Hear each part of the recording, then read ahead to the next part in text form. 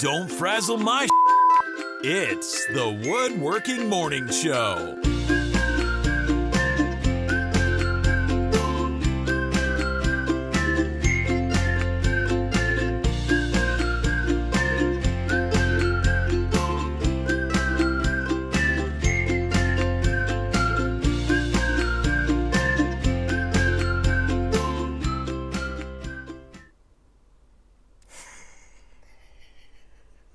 What?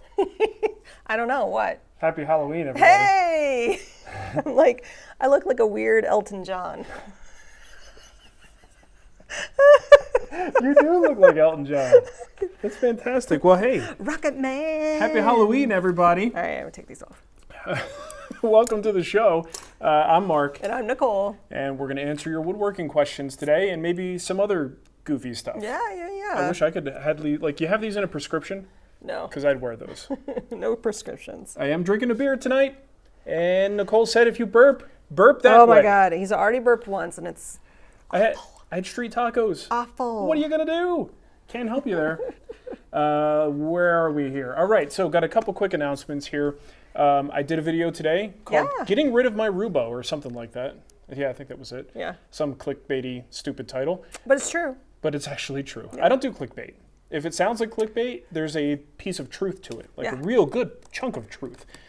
So yeah, that video is up, and it also is a tour of the new workbench, the new hybrid workbench, which is currently on pre-order in the Guild for only $30. It's the cheapest, I actually thought about this, the cheapest we have ever offered any project in the Guild that's a full-scale project. $30. Is there a reason why we're missing a thumbnail on the website? Well, maybe I screwed something up. Probably. I will go check that later.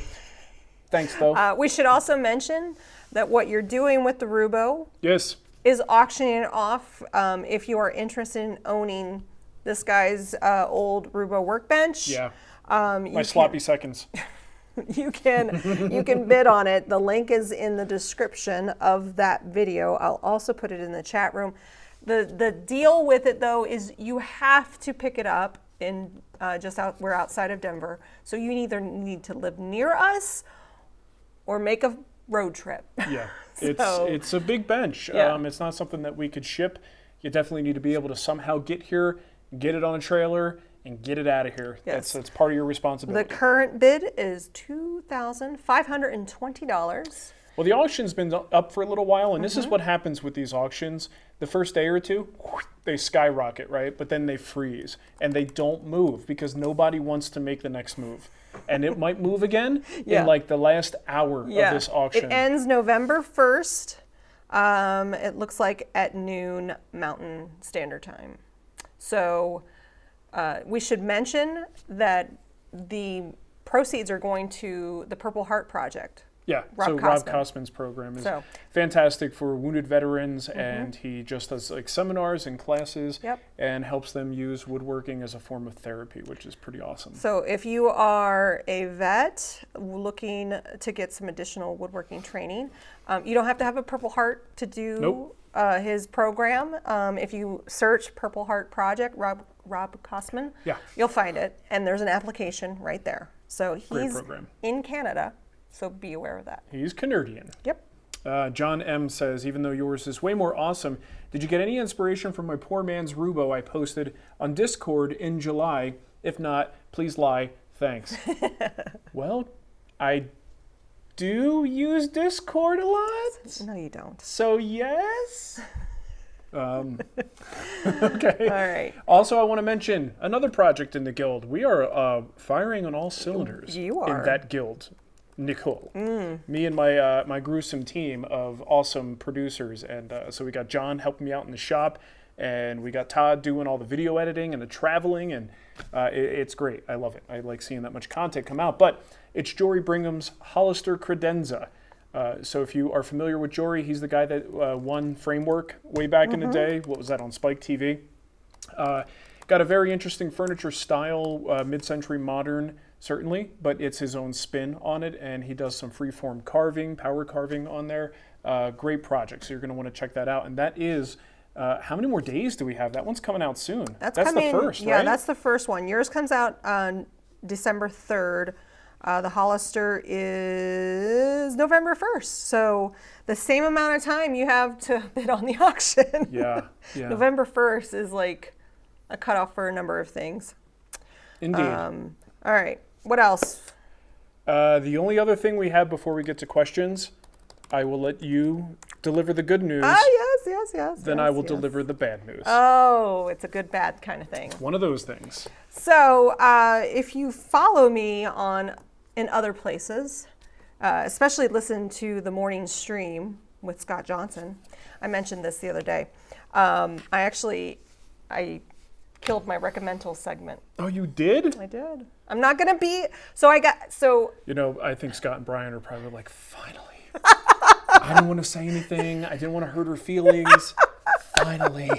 We can stop hearing about these damn movies. So I've been doing that segment since 2011. I think, 2011. It's been a long time. 10 years with that segment. Yeah. And I sunsetted it, though Scott is leaving a spot open for me because I do have summers. And so that's what he always says. There's a spot open for me in Comic Dorks too, but I'm not holding my breath, Nicole. So what has happened is I have gotten employment. Employed. And done been employed. I'm employed at my son's school, my son and daughter's school. So I am going to be spending more time teaching STEM and helping the other teachers and just being another body in the school and kind of hoping to get elementary kids excited about 3D printing and all that other fun stuff. They need that early exposure to that. I'm going to think about doing some coding with them, some robotics with them. I'm excited. So that is every single day. So Monday through Friday, I will have a regular job now.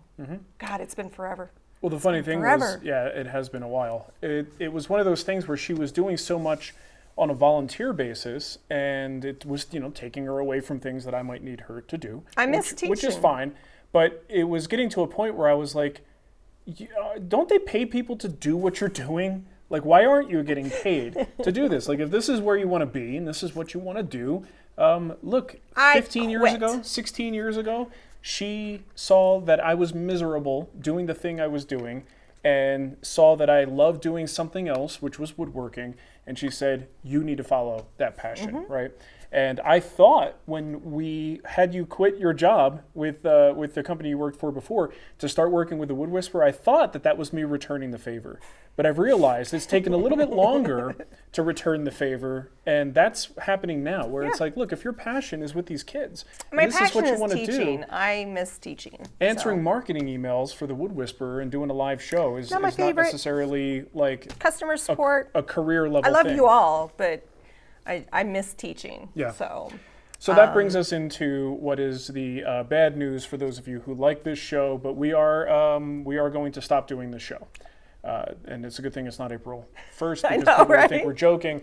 I don't want to, draw it out. It's something that I guess I don't like when people call these things like an extended hiatus, but that could be what it is. Remember, I did this with Wood Talk. I needed to take a break from Wood Talk. I took a break for a year, and then the right situation came along, and we brought the show back in a new and better way that was sustainable. And I still love doing Wood Talk. So that, who knows, this could happen with this show. But and who knows, I might get in and they go, you're a terrible teacher. Yeah. You need to go teach adults. You need to go back and work for your husband. Get out of here. But yeah, so the bottom line is it's becoming really difficult for us to do this show, especially now with Nicole having this new focus, this new direction, essentially a new career. And I am so swamped with work and just getting videos out for you guys. When we started this show, let's go back. 2014. 2014 is when we started doing this live show. I can't believe how long we've been answering the same questions every week. Yeah, it's treasure trove of the same questions. But it's been a darn long time, and I think we had a really good run with it. It was a blast. We've had a lot of changes and things over time, and the show's evolved a little bit, but Well, here's the funny thing. It's time. we're not going anywhere. I mean, we're still around. He's still making videos like crazy. Follow me on Instagram if you want, like, not live, but like off the cuff stuff. I do stories all the time. blue tape. What will we do on Friday nights? Well, I'm glad you asked that. Because here's the thing, there are other people doing very similar shows. So you've got the Brad Coronas? over the... Oh, sorry. Don't interrupt me. I will. I'm on a roll. I'm going to interrupt. It's mine. So Brad over at Fix This Build That, he and his lovely wife do a show very similar to this with live questions. And then, of course, Nicole mentioned them already, the Cremonas.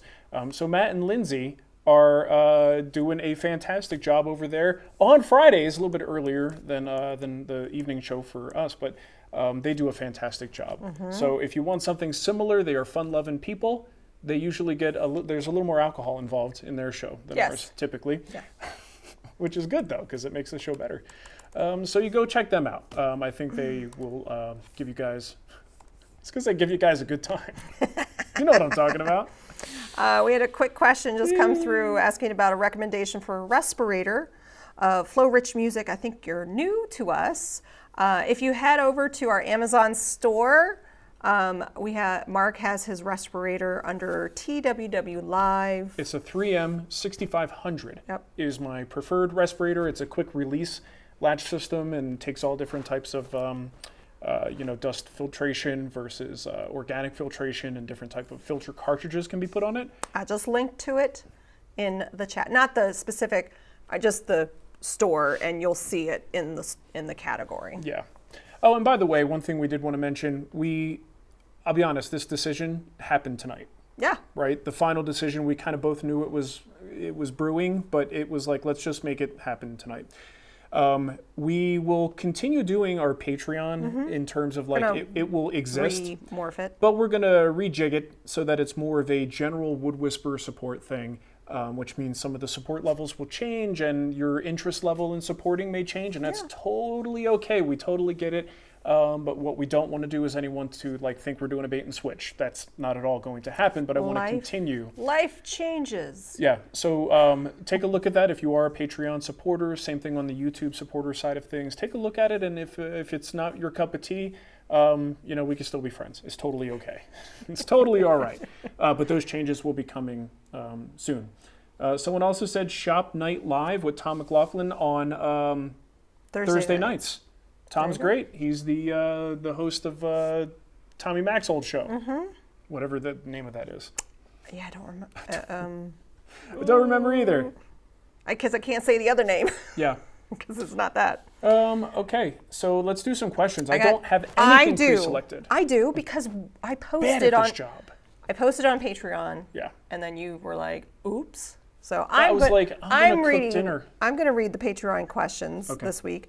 And we do have some thank yous. If you want to try to find those, that would be good while I read the questions. Robert Price, I want to see if you have an explanation for something that happened while doing a glue up on long, narrow boards. Oh, boy. I clamped everything. I need you to stop drinking that beer. Woo. Listen, lady, you married this. All of it. Stinks. While doing a glue up on a long, narrow board, I clamped everything up on my table saw with one glue line pointing down. I put down wax paper first to protect the table. The glue line rested directly on the paper. When I unclamped it in the morning, there was a really nice line of heavy rust under the paper. No, I saw no indication that any glue had seeped up through the paper, and my shop humidity was between 50 and 60%. Is that high? Yeah. That seems high. Yeah. Any idea what happened? Well, I think this is like, I have a boo-boo. I need to know why it happened. Well, I got hit with a knife. I think the knife caused the boo-boo. I don't know how or why. Is wax paper permeable? Do you know that? Can water vapor transfer through wax paper? Usually not. I mean, but I will say when I do cookies and I put it on wax paper, it gets... It does feel like the grease can get through the wax paper, right? I don't know if it gets through, but it does like form and like a condensation on the paper. I think this is like a question about wax paper. So I wonder if the humidity in the air there's enough did humidity. A condensation on the wax paper.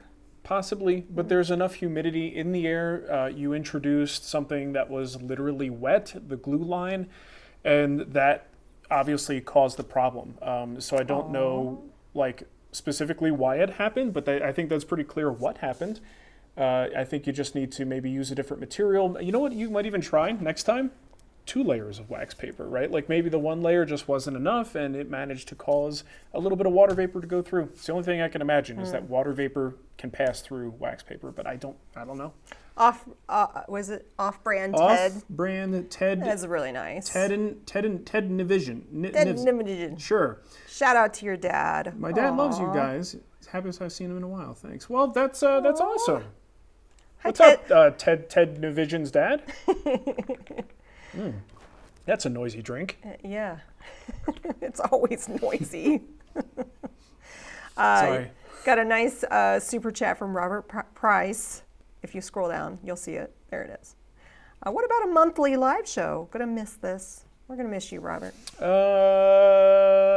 No. We can't make any promises. No promises. Mean, the show's already only 2 times a month, right? Yeah. And we have trouble doing that. So going once a month, I don't want to. But the last thing I want to do. You may get just random live shows. We may just get a bug and want to do a live show. Make sure you click that bell. Yeah, make sure you're subscribed. The last thing I want to do though is make a sort of like we feel bad promise, so we want to like do something and then we really don't want to do that thing. That's not the way this is going to work. So no, I don't think a monthly show is in the cards right now. But again, you just never know. We may just do a show for the heck of it. Got not a super chat, just a regular old question from Corey Pelton. Okay. Hey, Marc and Nicole, does Osmo, Pollocks, or any hard wax oil have any adverse effects on joinery prior to glue up?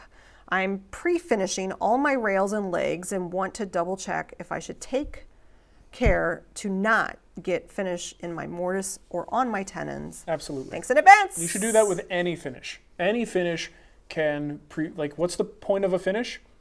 To stop moisture from penetrating into the wood fibers. When you put glue on there, what does glue need to work? It needs to penetrate the wood fibers. So therefore, any finish that you put on there can only hurt you. Some of them won't be as bad as others, but hard wax oil is wax and oil. These are 2 things that don't like water-based glues, or water-based glues don't like. So absolutely, that's a problem. So I just did some pre-finishing the past couple of days with a hard wax oil, and I was very careful not to get the glue in the mortises. Look, if a little bit gets in there, it's not the end of the world, but you just don't want to go super crazy with it. So be careful when you buff around those mortises. Plus, you usually have a shoulder on your tenons, right? So you have a little bit of room around that mortise. Maybe as you're applying the finish, don't just go right over the mortise. You apply by hand and, give yourself a little bit of breathing room. Leave yourself whatever your shoulder is. Try to leave a little bit of raw wood there. Doesn't hurt, but at least this way you're not pushing finish into the mortise. Corey also said congratulations to me on my teacher certificate. Oh, yeah. It's a 3-year teacher certificate, and I can now sub if needed, which right now they need it because a lot of subs aren't showing up. So yeah. I'll be in the building. I got pulled into a class just the other day. You're already there? I'm already there. So, and what I plan to do is actually go back to school to get my master's and hopefully a DTL, which is a digital teacher librarian certificate, so I can apply for that. So, thanks, okay. Corey. Happy Halloween. Tony Herrera says, I bought the new hybrid workbench project in the guild. Wanted to know if Jatoba would be a good wood to use since I have quite a bit of it here. Well, Jatoba is hard as hell. It would be interesting to have a workbench made of Jatoba, but my goodness, is it a difficult wood to work with on a large scale. So yes, you could, but it's definitely on the harder end of things, which means it's just a lot of labor. It's going to be a very heavy workbench. But if you happen to have a lot of it and you know what you're in for as far as workability, go for it. That would be amazing. It would be really cool, but it's just going to be super dense, hard, and heavy. Difficult to work with at times, especially on that large scale.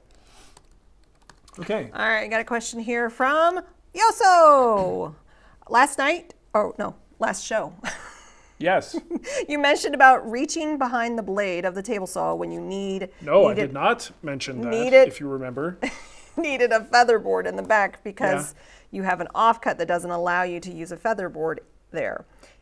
In that case, why not just cut your piece a bit under 1/8 inch wider, and then do a second pass to the final size, which wouldn't have the overcut as your recovering is covered by the kerf.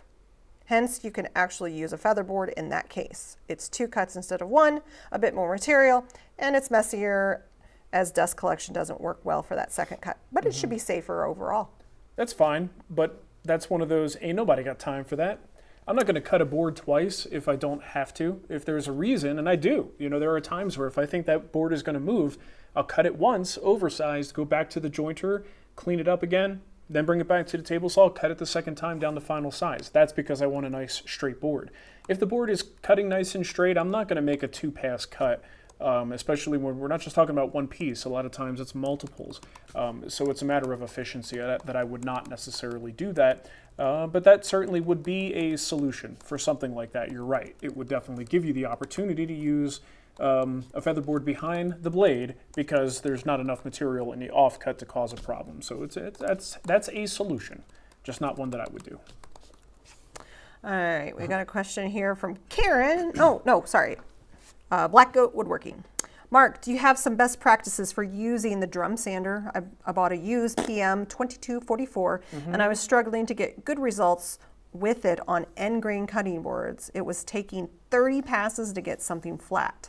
I think some of the adjustments were off, and I went through the manual and tried to dial it in. However, the manual doesn't really give me much in the way of how to set the depths, how fast the belt speed, and how much time to take on each pass. Well, didn't you do a video? Not really. No, not like just guidelines. A setup? Yeah, not for guidelines on how to use a drum sander. A lot of times for me, a drum sander is by feel. Like I'm looking at the results, I'm listening to the tool, I'm watching what's happening, I'm looking, I know if I'm using a species that tends to burn a little bit, I know that I may wind up causing a little bit of, that burnt material to build up, and then it gets stuck on the belt, and now I've got like part of it's toast. I have to avoid that part of the belt. So it's not really something that I could very easily like vocalize into a set of instructions and best practices. What I can tell you is an end grain cutting board, even for a drum sander, it's difficult. Drum sanders are a great way to get your end grain cutting boards, nice and flat and clean, but it's still all end grain, which means it's going to build up heat very quickly. Depending on the species you're using, you could start to see a lot of burning on there. You could tear through paper. So you have to take light passes, and that means taking lots of passes. So don't be too hard on yourself with regard to an end grain cutting board. That's kind of the nature of the beast. So I can just tell you some of the things when I think about a drum sander. These are the things that I think about, or if I had like a new employee in the shop, what I would tell them to do or not to do. First of all, I don't go with too low of a grit. I find that really low grits tend to just, the way the paper is made, kind of just seems to dent the work. It doesn't really sand as much as I want it to. It feels like there's, like if you go to an 80 grit on a random orbit sander, you can kind of feel it removing all that material. I go to 80 grit on a drum sander, maybe it's just the brand of paper I'm using, but it feels like it kind of skates across the surface and it's scraping as opposed to really kicking up dust and just hogging away wood. So I don't even go down that low because I want to consider my drum sander a fine tuning tool. It's not something that I'm doing stock removal on. I'm just smoothing the surface, which means I'm at 120 at the lowest, usually about 150 is the paper that I keep on there. Generally speaking, I don't want to take passes that overtax the drum, the motor on the drum sander. I want to make sure I'm going nice and slow so it has enough time to remove the material. Very rarely am I going more than like halfway on the conveyor speed dial.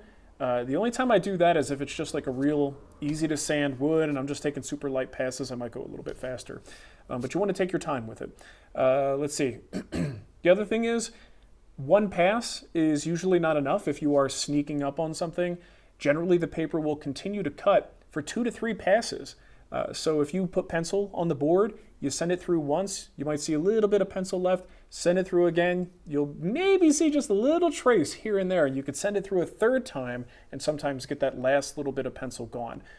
So minimally, per height adjustment, I'm sending my pieces through twice. Very rarely do I send it through once, adjust again, send it through once. It's not like the planer. It's very different than that, right? So you always want to give more than one pass. In that cutting board situation, it sounds like you gave it plenty of passes per setting, but nature of the beast again. Just got a nice super chat from KKHK. KKHK. When using a spiral router bit to cut a mortise, like the Rubo end cap, the bit grabbed when it came up against the corner of the mortise, operator error, or just a risk with a spiral bit versus straight bit? Well, your spiral bit is always going to be more forgiving than a straight bit, so I'd need to see a little bit more in the detail about how or why, but a lot of times it can come down to your routing direction. So if you are pulling back toward you and you hit the mortise wall, the end of the mortise wall, that can definitely pull you into the work a little bit more. But typically if you're going forward and you're going in a sort of left to right motion, you shouldn't really have a problem where the bit just kind of gets out of control because you hit the corner. But again, if you hit the corner, now you're engaging on two surfaces. So I mean, I would need to see a little bit more specifics on how you were doing the cut, where the bit was, and what that mortise looked like. I don't know what I just kicked over. What was that? I don't know. To give you more specifics on that, but what I will tell you specifically with your question is that a spiral bit should handle almost all of those routing situations. Did I break something? No, that's okay. That's my little rack stop. Oh, okay. The spiral bit should handle all of that stuff more gracefully than a straight bit, like a straight blade bit. Ness G just did a nice super chat. Oh, Ness G. Don't ban her. I might accidentally do that. She says, good day. Good luck, Spags. The Tim Tam Fairy will not forget you. All the best. Well, thank you so much, Ness. You've always been too kind. She is. And we're still friends on Instagram, so I'll see what you're up to. We can still be friends. We're not going anywhere. Yeah, we're not going anywhere. Let's see. Dennis said, well, you've occupied our Friday TV viewing, so we have a hole to fill. You've become part of our family and will be missed. Oh, well, thank you. What's good that's comes on Friday? Anything good lately? What do you mean, TV? TV-wise. Well, I think it's on Thursdays, Star Trek Prodigy. Yep. The kids are enjoying that. We watched the first episode. That was awesome. They actually watched the whole thing. It was pretty great. Josh Mann says, by the way, I'll miss the show, but there's nothing wrong with making more family time. On a Friday night, our family is working through a few new movies with it getting darker earlier. I think that's a lot of times what it comes down to. Like, working all week, yeah. Friday comes around, and it's really hard. If we get someone to watch the kids, you know what I want to do? I want to go out to dinner. Go out and get ice cream. Just something simple, you know what I mean? Like spend some time together. Well, especially with me now I'm going to be out of the house. You're not going to see me. And this is, I'm always in here anyway, but I know what you mean. I know what you mean. But this, this is technically time together, but we're working. You know what I mean? So it's not quite the same thing as like going out for sushi. Yeah. Mark Fritz says, Doom Patrol. I started watching Doom Patrol. I like it. I also started watching Ghosts on Paramount Plus, and I really like that show too. Yeah.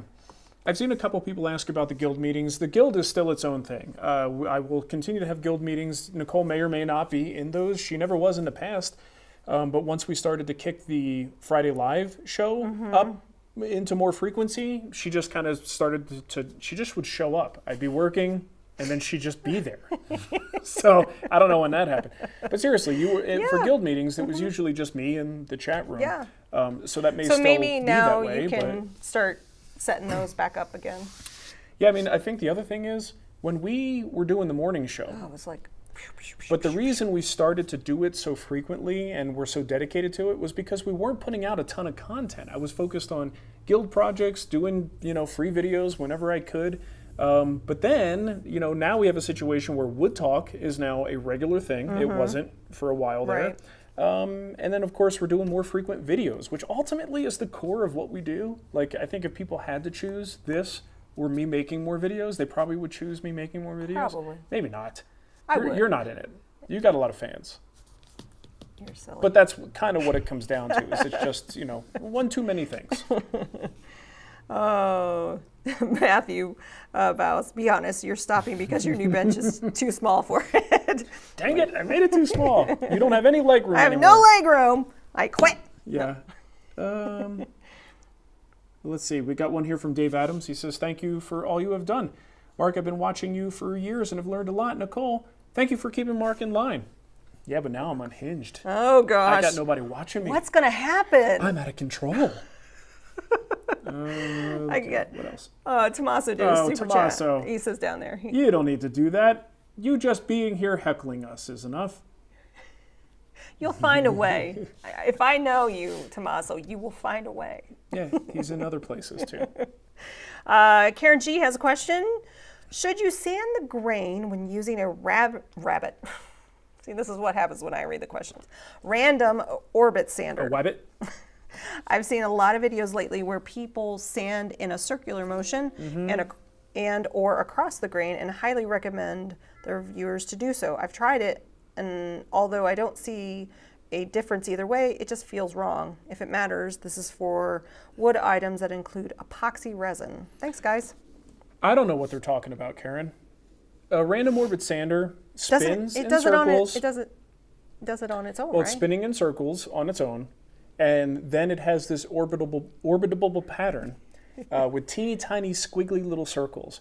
That sander doesn't give a crap which direction your hand is going. It's pretty much going to do the same thing. Now, what it does care about is how fast you go.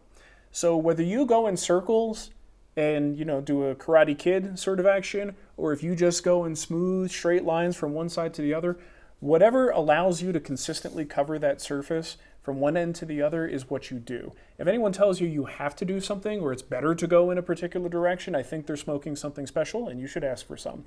But I don't think it really matters to the work. Honestly, I have a weird thing that I do. I'm also the kind of person who, when I mistype letters on the computer, I conserve the letters I typed as if it's some sort of valuable resource. I don't want to delete letters that are perfectly good, right? So I will do weird things with sanding where I sometimes will go in a pattern like this, and another times I'll go in a pattern like that, and I make a game out of it, basically. But in the end, the wood doesn't care. It doesn't. So I don't think it's really that much of a problem. Wood doesn't care. I think that's a good show title. Wood doesn't care. There's a nice super chat. I don't see it. We'll scroll up. Scrolling up from Dark Rainbow. Yeah. Dark Rainbow Woodworking says, first, congrats to you, Nicole. You'll be a spectacular teacher. Second, Marc, thanks for all you've done for woodworking. Lastly, any idea how I can obtain the new Yankee Workshop series on DVD? I think someone answered that question. Did we? Or no, did they? Someone else did. Right here. Woodworking. Yep. He says, subscribe to This Old House online, and the new Yankee comes with it. So I remember that was a big deal. This Old House. All seasons of the new Yankee Workshop when you are a This Old House member. Do they have... So Roku now owns This Old House. Yeah.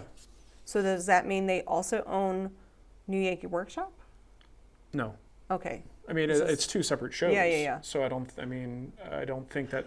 You can also look on Pluto TV, which is free to download on any smart device.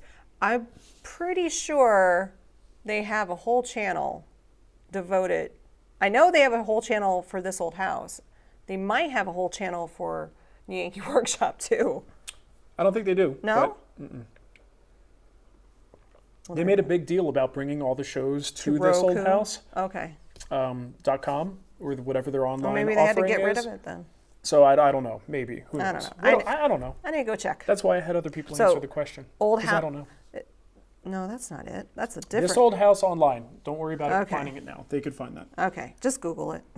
You'll find it. You'll it's find great. it. Aren't those shows great though? Like all the old Woodworks stuff and New Yankee Workshop. Man, I just in the past month I've been watching a little bit more of David Marc's and old Woodworks episodes, just as I'm making coffee and making the kids lunches in the morning, and it really gets me going for the day. Inspired to get. I don't know what that was. Inspired to get going for the day. I know. I just want to point out, I'm not the only one. Yeah, but you're usually the one. I'm usually the one. I'm highlighted as one, but you have just as many too. Yeah. Yeah. Ben Ackenberg is in the chat, and he did a super chat, and he said, for Nicole to buy school supplies, I kid you not, I've already bought 2 staplers. Yeah, swing line stapler? I got a swing line. A red one? And I got a Bosch. Okay. Or a Bushy, or I don't know what it's called. A bushy stapler, you guys. But because I'm working in the library, I ordered some new magazine subscriptions, and I want the magazines to last, so I laminated the front cover and the second cover, and then I needed to staple them back together, and I could not find a stapler. I'm like, I'm just going to buy a stapler. I could see why teachers spend so much of their own money, because you just get frustrated. Yeah, you just that you're like, I just want to staple this thing back together. So I bought 2 staplers. There you go. Marvelous One says, yo, Mark, have you tried any of that 3M paper that Jonathan Katz-Moses did a video shootout on? I bought some, but my old ETS sander is supposed to have that Airstream pad on it for proper dust collection. I have not. See, here's the thing. Years ago, I had a great relationship with Festool. Michael over at Calavera, he was like a Festool fairy. And he would distribute the Festool to those people he liked. And I got so much sandpaper that I'm going to be working... You still have sandpaper. I'm going to be working through it for a while.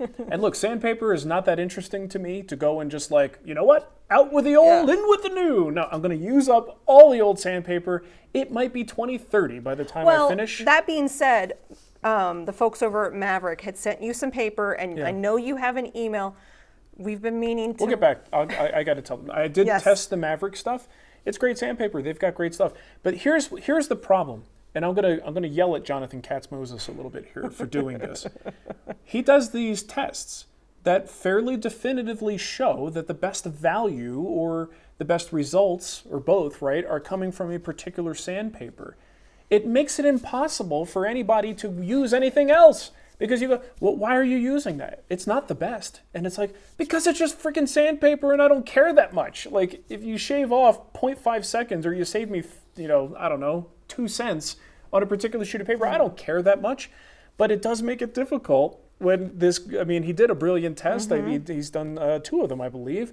And the results are pretty obvious when he's done. It makes it really hard to use anything else. Because everybody watches that video and they're like, well, why aren't you using this other sandpaper? It's like, well, because they're not paying me money to be a sponsor, or if that's the reason. I don't know. Or I've got a bunch of Festool paper that they sent me forever ago. It's like 3 generations old, but it still sands the wood. So, yeah. Thanks, Jonathan. I'm giving shout outs to all of the regulars. So Gary Badger is in the chat, and I just wanted to say thank you for hanging out with us. You'll find a way to fill your Friday nights. It's okay. I'll just give you my number. You can call me. I won't answer, though. I never answer my phone. We never answer our phone. Oh, it's so different. When we were kids, it was like, oh, come on over, company. Now it's like, who's at the door? Were we expecting somebody? Unless it's a package, I don't want to know about it. Ben says, the old bushy stapler. Oh, they're the best. I got a question here from Ben Price. I'm restoring an old outdoor swing my great-grandfather made in the 1950s after removing all 6 layers. And after removing all 6 layers of paint, I found one of the arms has a lot of wear and a small crack on the end. Could I do the epoxy foot trick on the arm? The whole thing is getting painted, so it shouldn't stand out too bad. Also, it's made of pine, cedar, and maybe a piece of oak. That's why it's getting painted. Good old grandpa. Use whatever he had. Franken swing. Yeah, absolutely. Go ahead. Use some epoxy on there. Fill those cracks. If it's a deep crack and you need it to be like filled, so you need something that's liquidy, fine, go ahead and use epoxy. But there's also other fillers if it's not something like that. It's just maybe a surface crack, and it's a pretty wide crack. They make like epoxy putty that you can use, or you can actually use. There's wood filler that's pretty much just Bondo in a different container. I think Minwax makes it, or you could just use Bondo, right? You can kind of use a body filler on there to fill any of those cracks, sand them down nice and smooth. They sand great, and then you could put your paint coats right on top of that. No reason you can't do that. Bondo. Dennis has a great question. How long will the Wood Whisperer remain on YouTube? Probably after I'm dead.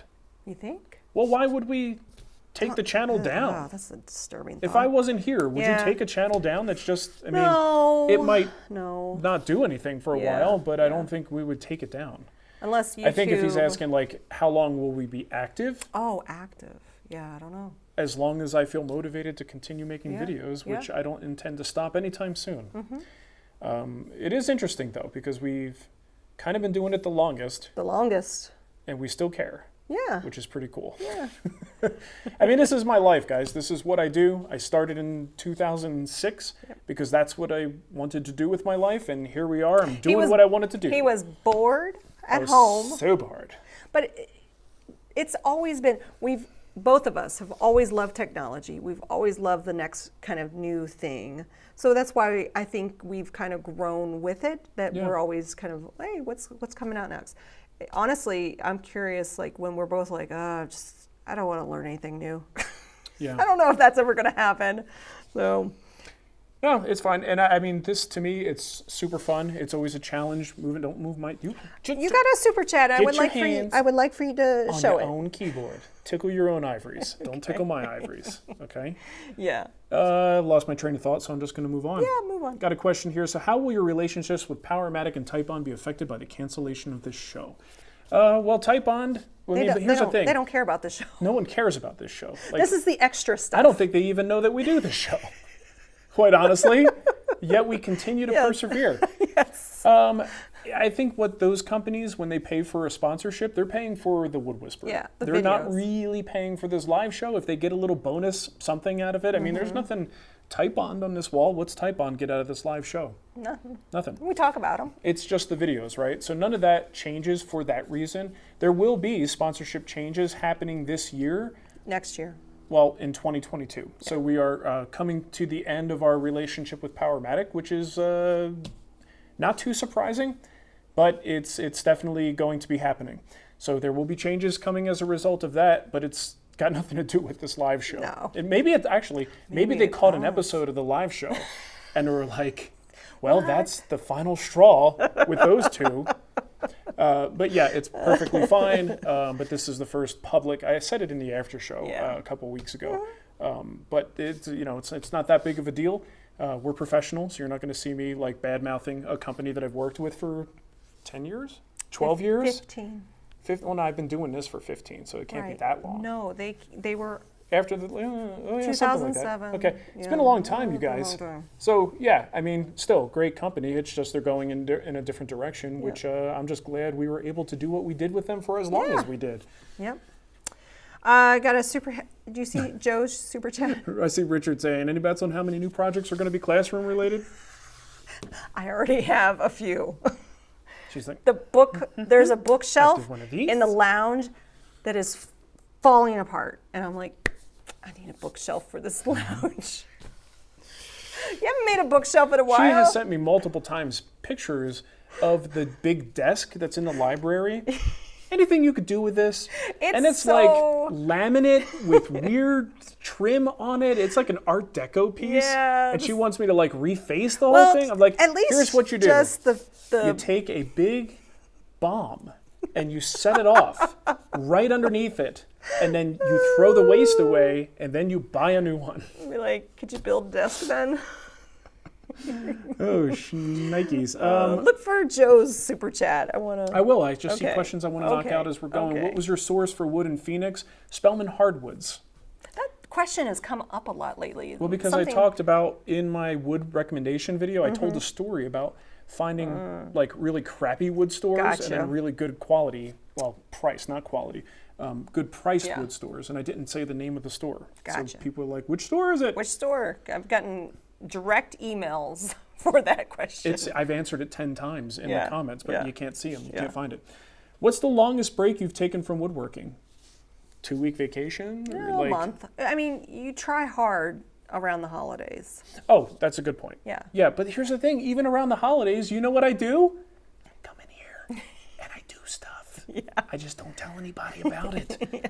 If I go away for a week and I come back, I want to be in this space. I mean, that's the thing, and that's one of the things that tells me that I made the right choice to do this for a living. Oh. Right? Yeah. Because it's like our marriage, right? Like I still want to be around you. I was actually saying aw because Matt Cremona is in the chat and he said, miss you with hearts. Yeah, but he means it like a smartass.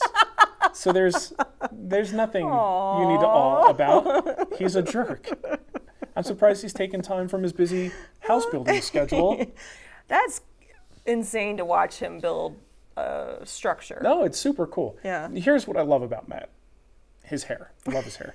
Aside from his hair, though, I also like his, there's nothing stopping that guy. Mm-hmm. Like, if he's got his mind set on getting something done, figure it out. He's going to find a way to do it. You know what I would do? I'd come up with 10 excuses for why I can't do it.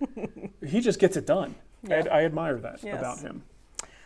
We got a super chat from Joe Lapolito. I'm just going to read it since you can't find it. I think you scrolled past it, maybe? No.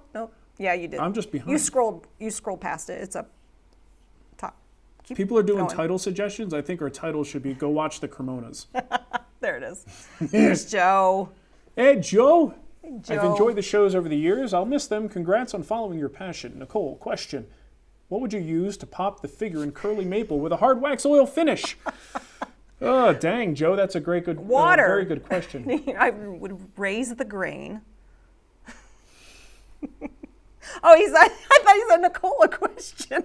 I was like, he wants me to answer the question. There was a period there. I was wondering. I'm glad you took the lead. I was like, I can answer this question. I love on Nicole's last day, she's taking initiative.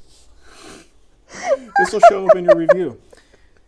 So the trick with that is there's really not a whole lot you can do because hard wax oil finishes really want raw wood to really make things go. So trying to think of things you could do. Well, if you are not opposed to putting a little color on the surface, you might get a little bit more contrast in the curl if you use something that has color. So let's say you're using Rubio. Well, they have pre-color things that you could apply that basically are like compatible stains. You might be able to hit it with a little bit of that and then maybe even sand the surface back just a hair so you get the the grain that's the thirstier parts still take the color and the rest lightens up a little bit. That's a trick you use with dye traditionally to really pop the figure. You may also just do this, what they now call water popping, that woodworkers have called raising the grain forever, which goes back to what Nicole said. They say that if you do that, you get a little bit better penetration into the fibers. So you're pre-raising the grain, the fibers kind of stand up, become a little bit thirstier so you can get better color penetration, which then also means if you are just trying to get color out of an oil, you may get more intense coloration going on from that. So that may be one way to do it too. But generally speaking, it's a little bit tricky. That said, a hard wax oil, especially if you go at one like Rubio, will give you some pretty good figure. Like it's oil. It's going to look great on a figured wood. So test that out first, and that may be good enough. But they're not all created equal. I am playing with some very interesting, I'm going to call them Rubio competitors because that's one I'm most familiar with, hard wax oil competitors. One of them is called Natura Monocoat. They even have a color scheme that looks like Rubio. But their thing, at least what they told me, is that they are cheaper than Rubio. So I'm testing those guys out. And then the other one is, what's the name? Right there, Vesting. I can't read that far. Girl, you need some glasses. I do need glasses. Vesting USA is a company that makes also hard wax oil finishes, but the one that they sent me is LED UV cured, which means you put a little bit of oil on the surface, you hit it with light, it's cured, like that. Amazing stuff. Anyway, point is, these all kind of look a little bit different on the surface, right? Some of them look more like a traditional oil. Some of them kind of almost look they look a little bit to me almost like a water-based finish on the surface where it's not quite as, it doesn't darken the wood quite as much. So they're all have like different personalities. But I think if you go with something like Rubio, you're going to find that it makes a figured wood look pretty darn good to begin with. Marc White is in the chat and he says, I guess no more beginning woodworking shows with Nicole. That's not necessarily true. I mean, if we're going to do beginner woodworker, it'll probably be over the weekend. So, and I get off at 2 o'clock. So if we really wanted to film. Then we go to the gym. That's true. We do go to the gym. Yes, I would like to. I mean, I bought those tools that are sitting under there. Just like someone could be using that table saw, but instead it's sitting in a box. Yep. That's the thing that drives me the most nuts about it. Bonkers. Yeah, but I think if we do continue that series, let's put it this way. That has just as much chance of continuing before this decision as it does after the decision. Sure. Like if it was going to happen, it would happen. Yeah. What it'll come down to is you want something that I don't want to make. The bookcase. Yeah. Well, let's make yourself a bookcase. Okay. You make a bookcase. Okay. I'll make the bookcase. Bookcase would be great. That would be awesome. People would love to see a bookcase. Let's do it. I'll make a bookcase. Okay, make your bookcase.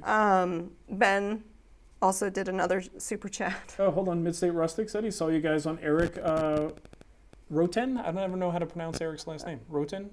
The router sign people. Yeah. They came and stopped by the shop. Great video. Nice to informally meet both of you. Well, nice to meet you too. Yeah, they're great people.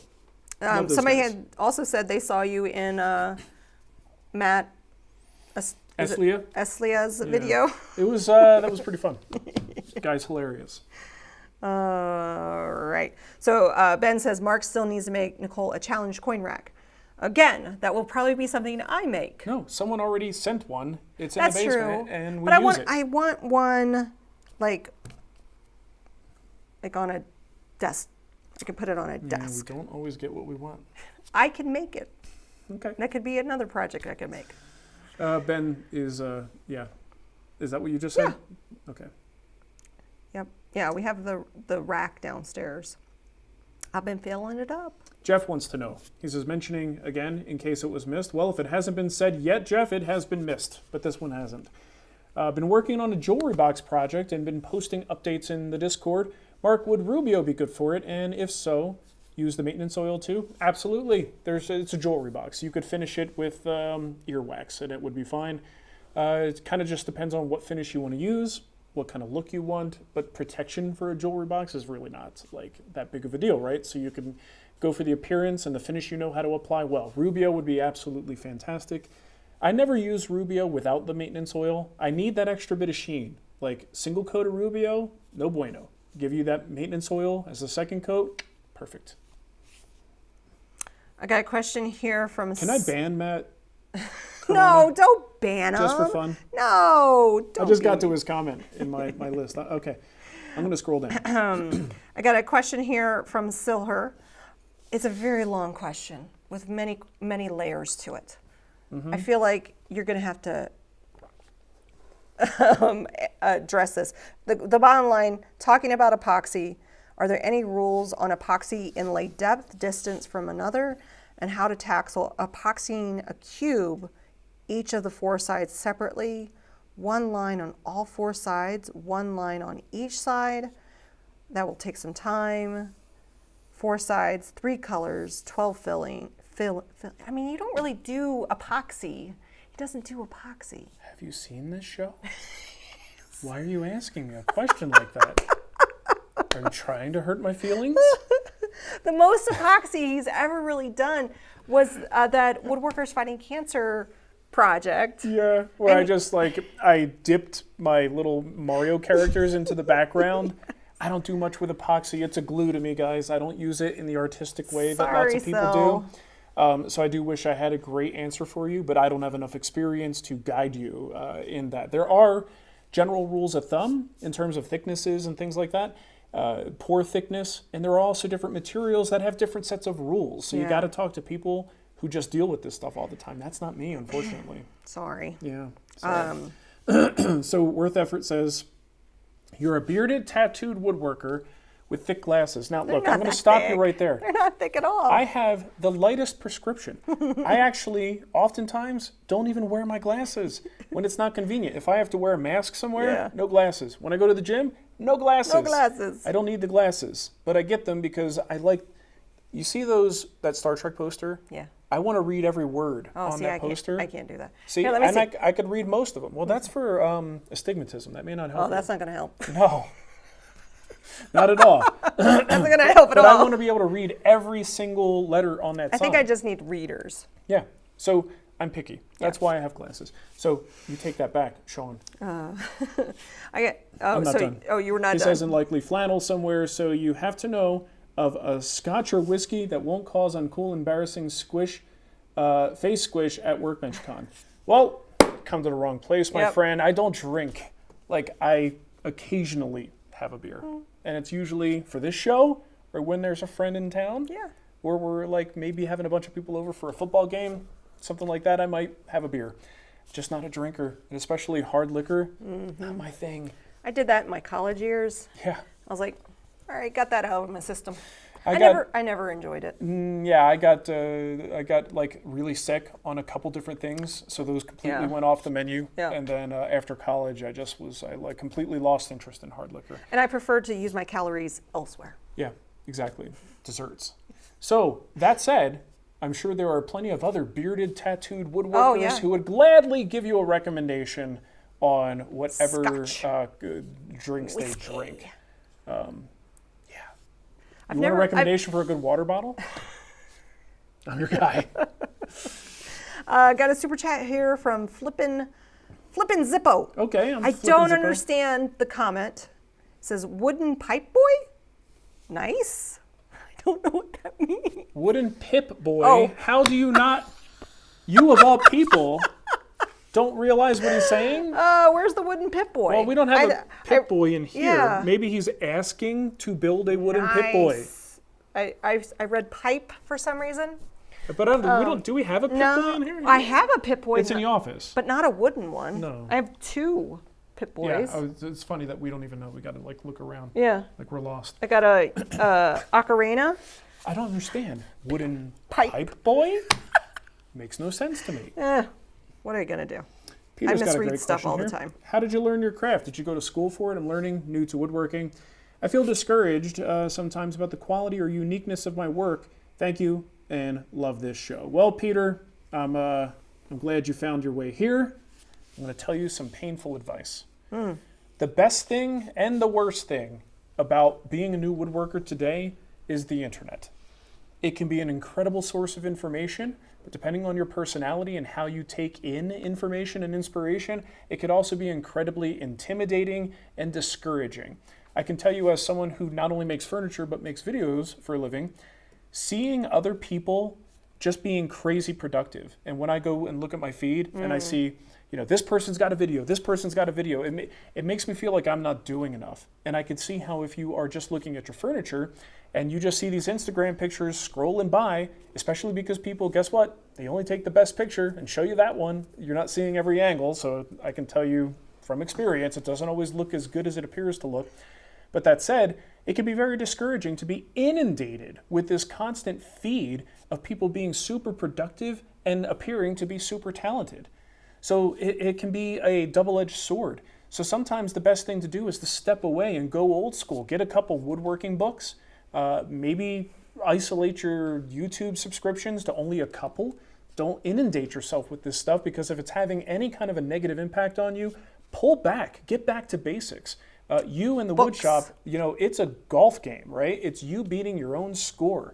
This is not a foot race. So sometimes walking away, and if you have to unsubscribe to my channel, I'm totally okay with that if it means you're going to, find a source of inspiration that is at a pace that you can handle, that you feel inspired by and not discouraged by. Yeah. Take note if you are on social media, who's making you feel like that? Or just in general, after you scroll, how do you feel? Yeah. Do you walk away feeling good? Or do you walk away feeling a little bit down on yourself? Think about it. At the core, what's the problem? That may be the problem, and then you just need to stop doing that and then change the game for yourself a little bit. Got a super chat from Garrick. Garrick says, hi, when making frame and panel doors, should I be worried about wood movement? As in the cross grain against the long grain, the panel is plywood. Well, in a frame and panel door, if the panel is plywood, you generally have no wood movement issues to be concerned with. The only time you really need to be concerned is because you have a frame that is not going to let anything move. The panel inside that frame, if it's made from solid wood, which expands and contracts, you need to allow... I'm letting it air out. Hold on, I'm letting it dissipate. It's not. It's gonna slowly come over because there's a window open right there. The panel is solid wood. It's going to expand and contract, so you need to allow that panel. So we usually refer to it as sort of floating. It's kind of floating within the frame, which gives it room to move. But if it's plywood, don't worry about it. I got a final question on Patreon from Marc Wida. While watching the video for the workbench, which is great, by the way, I've noticed 2 bandsaws in the background. Maybe you answered this before, but is each one set up for different types of cutting, example. One is for resawing, the other one is for curves. Yeah, they are. And that's one of the challenges is sometimes when you have a big, even half-inch, it's not that big, but still a good quality half-inch resaw blade doesn't necessarily like having all those curves done to it. I've broken a couple of blades, doing things I shouldn't be doing with a wider blade. So ideally, in the ideal world, you have one saw set up for resawing tasks, and all it really does is straight cuts and maybe really wide curves. Then you have another one set up with a narrower blade that can handle any curve you want to throw at it, right? That's its specialty. So that, to me, is the best setup if you can afford it and if you have the space to accommodate it. So I'm actually getting a new bandsaw as part of this change that's coming up. There has been a bandsaw that I've been wanting to get for a while. I'm not going to say much about it now, but it's going to be coming, and it has me thinking, do I really need 2 bandsaws? I'm going through this decision-making process right now, but I would miss my 14-inch bandsaw for that reason, to be able to cut those curves. But trying to figure out if there's a way I could, live without it, but we'll see. Jerry K says, which other woodworker on YouTube would you like to go up against in a build challenge? I can answer that question. Oh, okay. I can answer it. I hope you answer this the way I want you to. Absolutely none, because he doesn't want to do a build challenge. Bingo. So I detest build challenges. I like the fun nature of it. It can be cute and fun, but absolutely not competing against other people like that is just not my thing. Got too much to do. Look at the conversation I just had with someone else. I told him, if it bothers you looking at other people's stuff, walk away from it. Like somebody came to my house and was like, hey, Marc, let's say John Malecki, he likes doing challenges, right? Let's say John Malecki came to my shop and he goes, hey, Marc, I challenge you. I would walk out of the room. He wouldn't finish the sentence. He would just close the door. I would close the door. He's like, I'm done. And I would see George slowly come down and replace his face in front of John Malecki's face.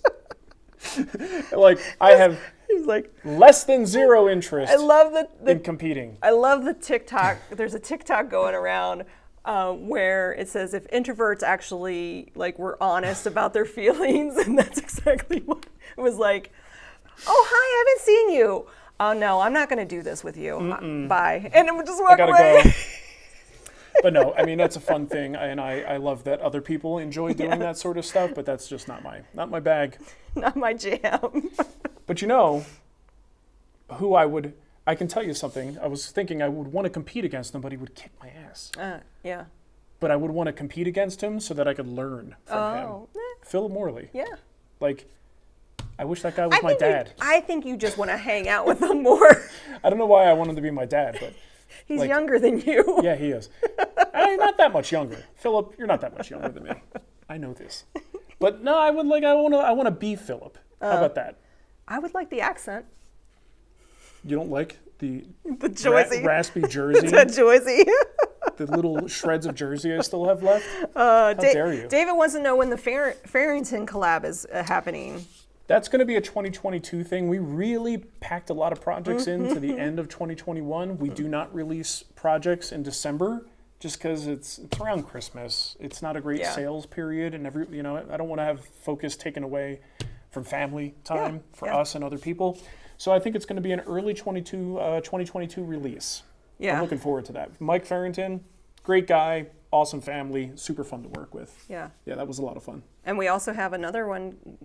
Did we ever mention the new instructor coming to the guild? No. Can we? I don't see why not. I mean, we don't have footage, but everything's booked. Everything's booked. Yeah. So you guys like Megan Fitzpatrick, right? I do. She's fantastic. She's I love amazing. Megan. Haven't seen her in years, but still love her. And she's going to be doing a tool chest for the guild. And probably next week? I think so. Todd is traveling out there to film that. I'm super excited about it. And it will be the first all hand tool project in the guild. Oh, that's awesome. It's going to be great. I'm going to put her Instagram in the chat. She is one snug the joiner. Yeah, one snug the joiner.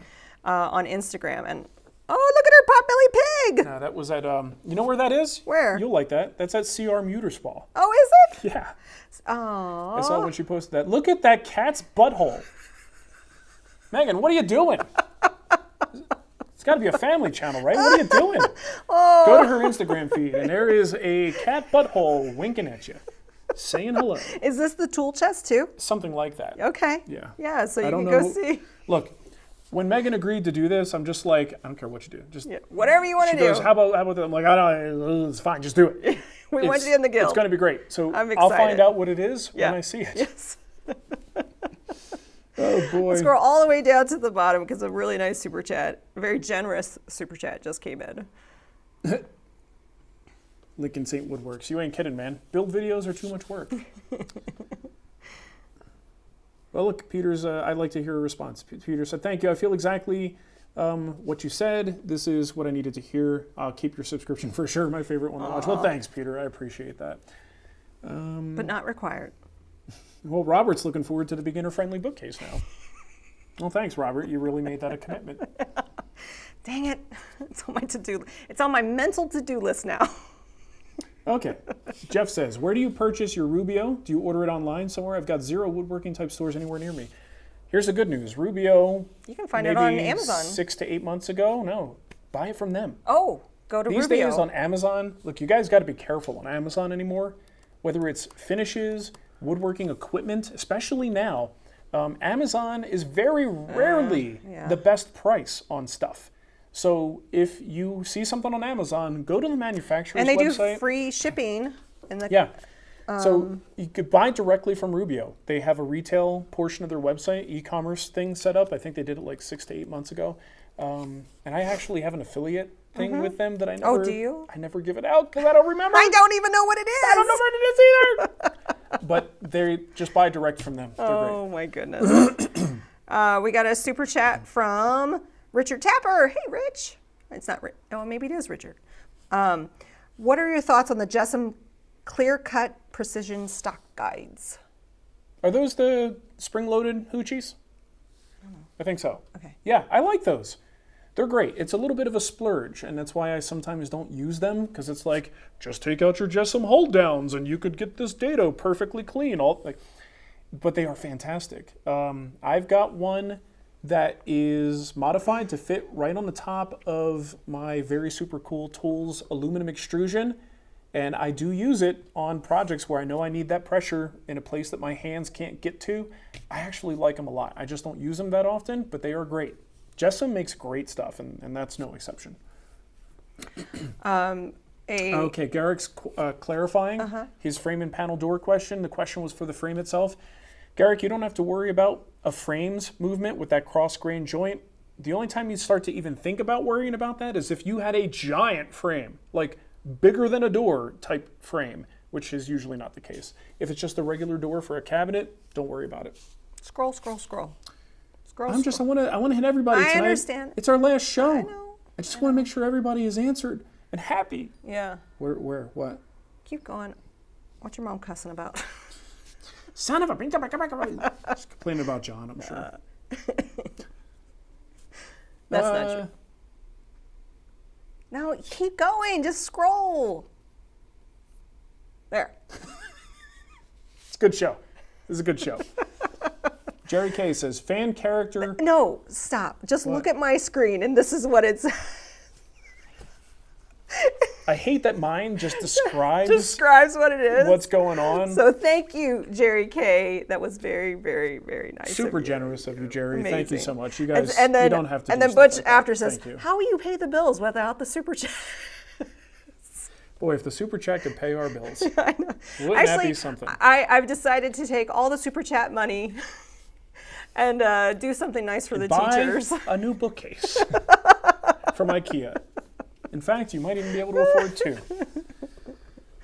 Oh my gosh. What else? Oh, the marvelous one. Wow, she's awesome. Thanks for turning me on to another Instagram. You're welcome. She is awesome. I love her. I consider Megan something of a matriarch of the woodworking world. Yeah. She really is. She was at Pop Woodworking forever. That's where we met her. Mm-hmm. And I think she's like officially with Lost Art Press and Chris Schwarz. Great humor, great people. Glenn, you didn't insult. I didn't. I missed it. It goes fast. So what?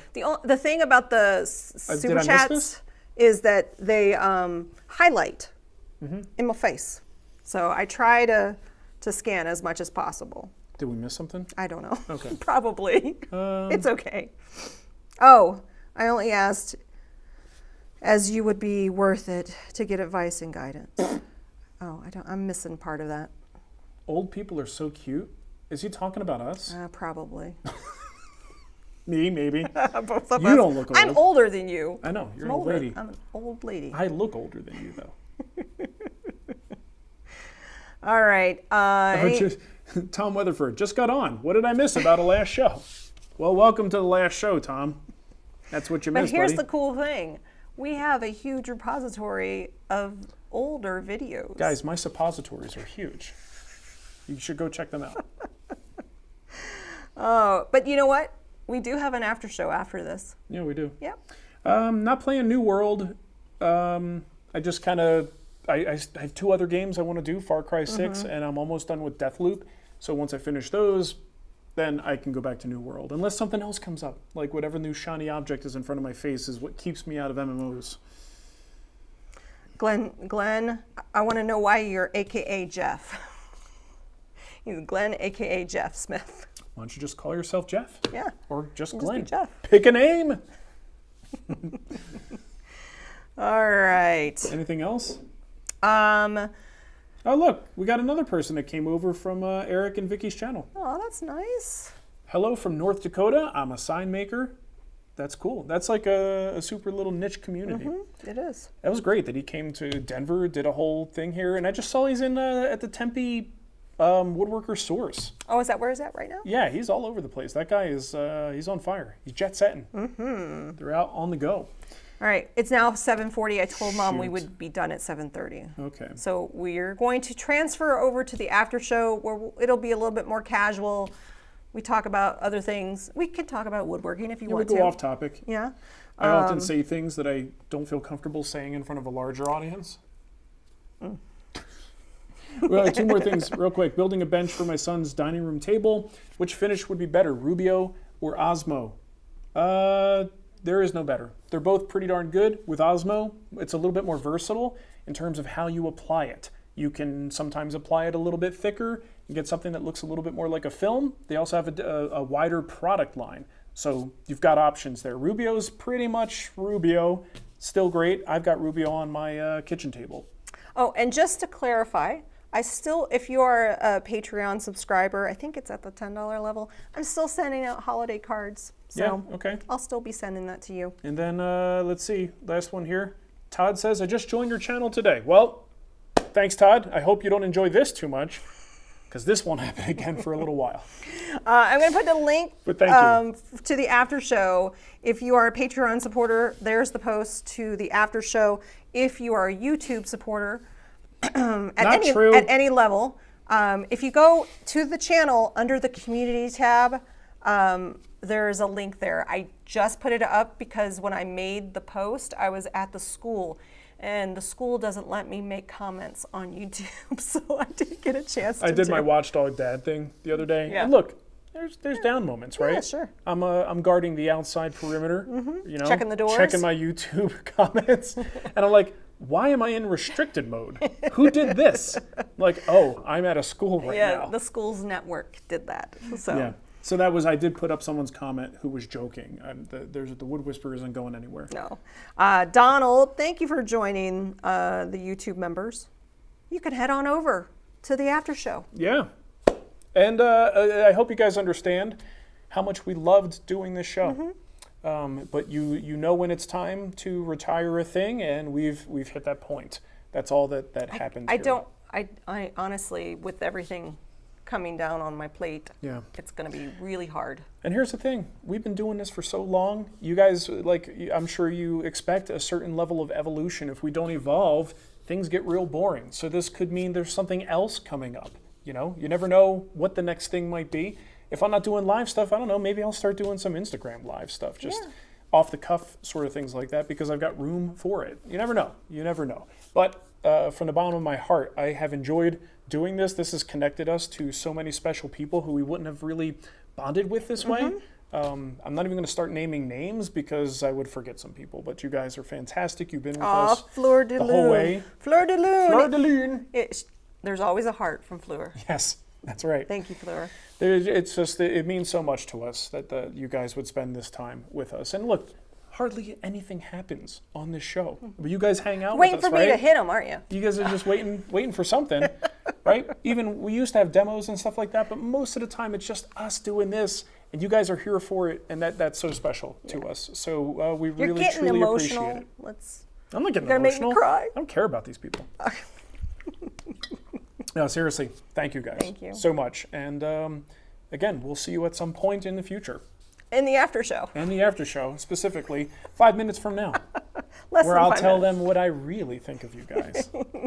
Okay, we'll see you guys later. Bye. Bye.